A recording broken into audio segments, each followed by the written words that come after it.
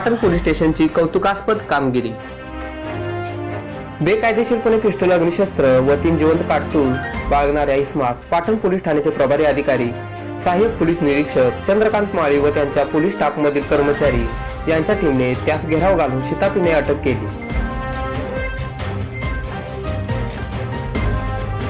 सहाय्यक पोलीस निरीक्षक चंद्रकांत माळी यांच्यासोबत या संदर्भात आमचे पाटणचे प्रतिनिधी महेश मुळे यांनी घेतलेला खास वृत्तांत।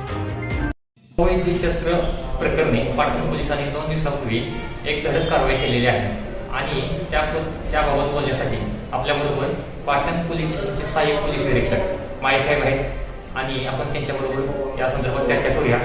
साहेब नमस्कार। कशा पद्धतीने आपण कारवाई केली आणि सदरची माहिती आपण कशी मिळाली?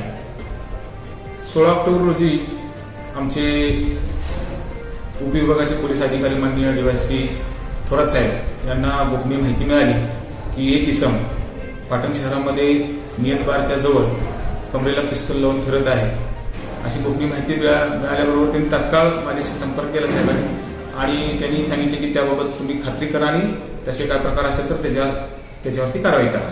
त्या अनुषंगाने मी माझ्या पाटण पोलीस स्टेशनकडील सर्व स्टाफ जो कारवाई करता उपलब्ध आहे तो बोलवून घेतला आणि तात्काळ आम्ही रवाना झालो। त्या ठिकाणी एक इसम आम्हाला संशयितरित्या दिसून आला।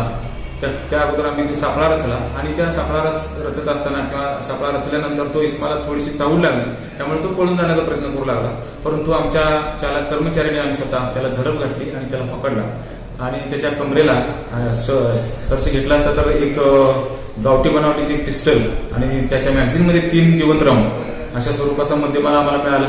आम्ही तात्काळ तो जप्त केला आणि त्या इसमावरती आम्ही आर्म ऍक्ट प्रमाणे गुन्हा दाखल केलेला आहे।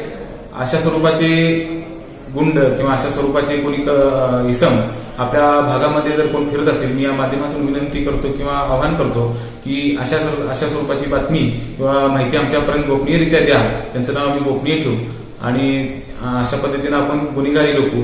हा जो पकडलेला आरोपी आहे किंवा इसम आहे हा रेकॉर्डवरला गुन्हेगार आहे आणि निश्चितपणानं त्याला पकडल्यामुळे पुढील जे बाकीचे गंभीर स्वरूपाचे जे होणारे गुन्हे आहेत ते निश्चितपणाने टळलेले आहेत।